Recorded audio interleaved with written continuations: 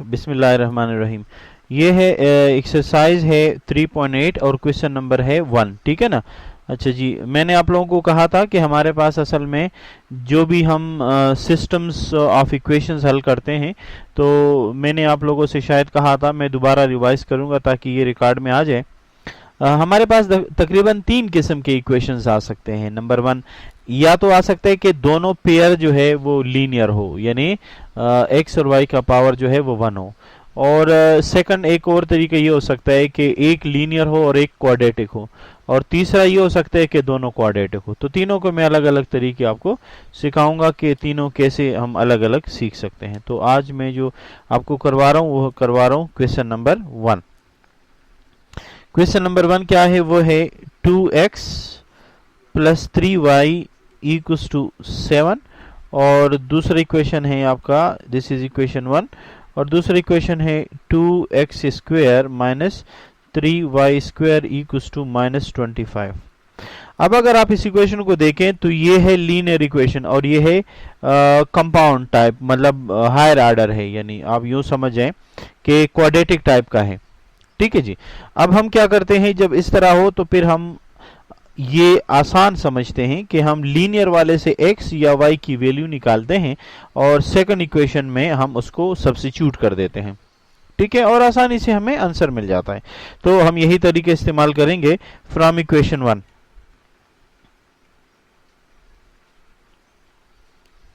Equation 1 से आप देखें 2x प्लस 3y बराबर 7 है।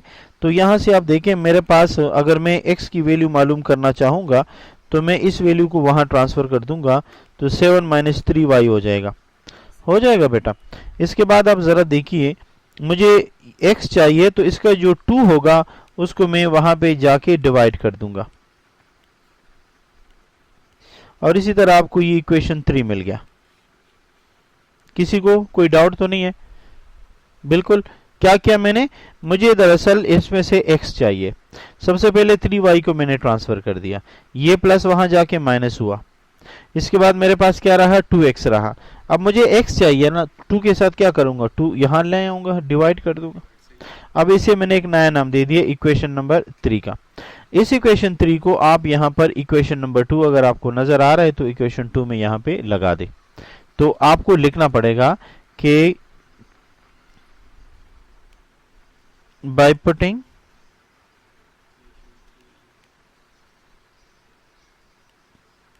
equation 3 in equation 2 we get। अच्छा जी, वो क्या है, 2 इंटू एक्स स्क्वायर की जगह लगाया मैंने 3y डिवाइडेड बाई 2, ये स्क्वायर हुआ। और इसके बाद minus 3y square equals to minus 25। गपला तो नहीं किया मैंने, ये देखें, ये रहा 2 अपनी जगह पर और एक्स स्क्वायर की जगह मैंने ये लगा दिया। ये देखें, ये स्क्वायर अपनी जगह पर आया, माइनस 3y स्क्वायर अपनी जगह पर है और माइनस 25 अपनी जगह पर है। बात समझ में आ रही है? अब आप क्या करेंगे, अब आप इसको मजीद हल करेंगे। इस 2 को मैंने अपनी जगह लिखा और ये देखिए ये लिख सकता हूँ 3y का होल स्क्वायर, और नीचे देखो इसका भी तो स्क्वायर है ना, तो इसको अलग करके मैंने 4 कर दिया। और 3y स्क्वायर अपनी जगह पर आया और माइनस 25 अपनी जगह पर आया। अब क्या ये 2 इसके साथ कैंसिल हो जाएगा? हो गया। अब जो बचा वो क्या है, वो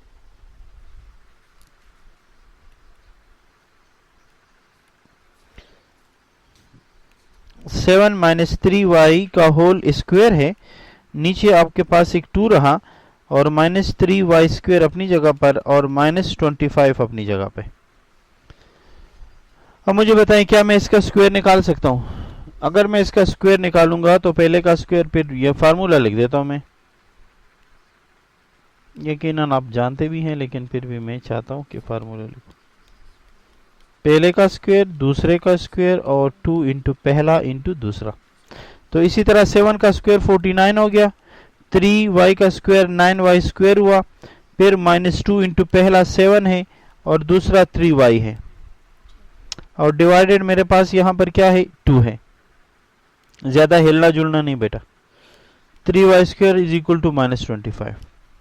अब जरा देखें क्या करूंगा मैं, इसके बाद मैं करूंगा इस 2 को 7 से और 3y से मल्टीप्लाई करना पड़ेगा। तो 49 अपनी जगह पर, 9y² अपनी जगह पे, और 3 को 7 से 21, 21 को 2 से करेंगे तो 42y डिवाइडेड बाई 2 और -3y² इक्वल्स टू -25। बात क्लियर हो गई। अब मैं क्या करूंगा, मुझे ये 2 खत्म करना है, तो मैं सबको 2 से मल्टीप्लाई कर देता हूं। लिखना पड़ेगा कैसे, मल्टीप्लाइंग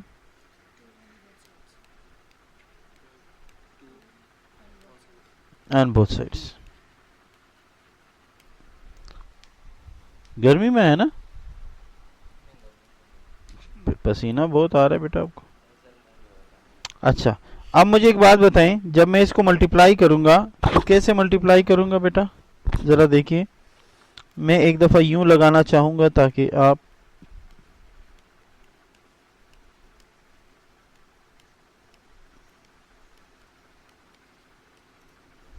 ये देखें,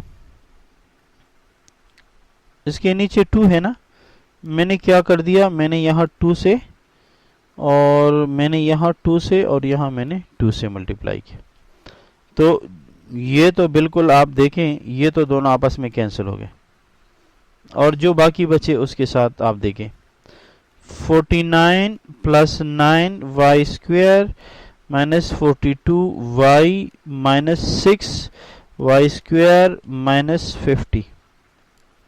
किसी को एतराज नहीं है? ओके, अब एतराज नहीं है तो वैसा आप देखिए। सबसे पहले इस 9y² से 6y² निकालो। क्यों, ये +9 है, ये -6 है, तो आएगा 3y²। इसके बाद 42y, इसके बाद दूसरा तो है नहीं तो आपने सिर्फ लिखा 42y। इसके बाद देखें ये है 49, ये 49 अपनी जगह पर, ये -50 इधर आएगा तो ये आ जाएगा +50। बात समझ में आ रही है? अब आप इसको हल करेंगे तो आएगा 3y² -42y, और ये रहा 99 इक्वल्स टू 0। बात क्लियर हो गई कि नहीं? अब मुझे एक बात बताएं, क्या ये सब 3 का फैक्टर रखता है या नहीं रखता, यानी सब 3 पे डिवाइड हो सकता है? तो उसके लिए क्या करूंगा, यहां लिखना पड़ेगा dividing by 3 on both sides. तो सबको 3 से डिवाइड करने का मकसद यह है कि each factor is divided by 3। यही मतलब है ना, हर फैक्टर्स किससे डिवाइड हो रहे, 3 से डिवाइड हो रहे। 0 को डिवाइड करूंगा तो कोई फर्क नहीं पड़ेगा। अब आप जरा देखें, क्या ये इसके साथ चला गया, ये 1 और ये 4 और ये 3, जो बचा वो आप एक दफा लिख ले। अच्छा जी, अब आप देखें, ये रहा y², 14y, ये रहा 33 इक्वल्स टू 0। अब आप क्या करेंगे, एक दफा मैं दोहराना चाहूंगा कि फैक्टराइज करने का तरीकाकार क्या होता है। हमारे टीचर्स कहते हैं कि भाई आप ऐसा करो कि आप पहले को आखिरी से मल्टीप्लाई करो, पहले को आखिरी से। तो अगर मैं पहले को आखिरी से करूंगा तो y² इंटू 33 बराबर रहा 33y²।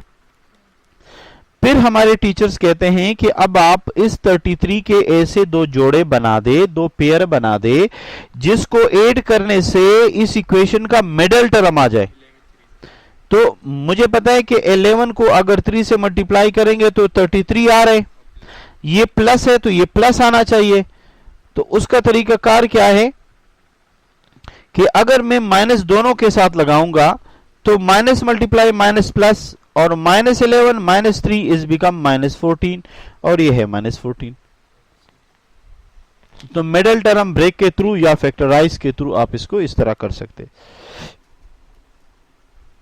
y² -11y -3y + 33 equals to 0। चलेगा कि नहीं चलेगा, बोलो? ओके, आप जरा देखें, इन दोनों में से और इन दोनों में से कोई कॉमन है?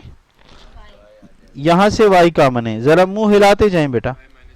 हाँ, यहां से क्या कॉमन है? 3, तो ये भी y माइनस 11। फिर दोबारा देखें, इनसे फिर ये कॉमन ले सकते हैं, ले सकते हैं।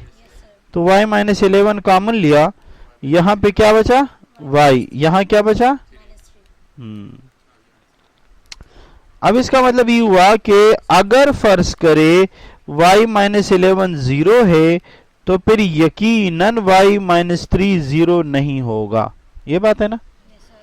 तो जब y माइनस 11 0 हुआ, तो इसका मतलब है कि y बराबर रहा 11, एक वैल्यू तो 11 आई। अगेन फिर दोबारा देखें, अगर फर्ज करें y माइनस 11 0 नहीं है, तो फिर यकीनन आपके पास y माइनस 3 0 के बराबर है, या यहां से बराबर रहा 3। इसका मतलब है मेरे पास y की कितनी वैल्यूज आई? 11 और 3। So y equals to 11 and y equals to 3। अब आपको इक्वेशन नंबर याद होगा, इक्वेशन हमारे पास है 3। हाँ जी, इक्वेशन 3 नजर आ रही है। इस इक्वेशन 3 में आपने y की वैल्यू 11 और y की वैल्यू 3 यहां पर बारी बारी पुट करना है, तब जाके x मिलेगा ना। x की वैल्यू याद है ना, 7 माइनस 3y डिवाइडेड बाई 2। तो आप यहां पर लिखेंगे, यहां लकीर लगा के लिखो, putting y equals to 11 in equation 3। Equation 3 क्या है? y बराबर है, सॉरी, x बराबर है 7 माइनस 3y डिवाइडेड बाई 2, यही है ना। अब यहां y की वैल्यू लगा दें, y की वैल्यू लगाएंगे तो x बराबर रहा 7 माइनस 3 इंटू y की वैल्यू क्या है? 11, या x बराबर रहा 7 माइनस 33 डिवाइडेड बाई 2, या x बराबर रहा माइनस 26 डिवाइडेड बाई 2, या माइनस 13। इसी तरह यहां पर इस साइड के लिए भी आपने यही लगाना है कि putting y equals to 3 in equation number, किस में बेटा? In equation number 3। Equation number 3 में लगाएंगे तो क्या मिलेगा बेटा?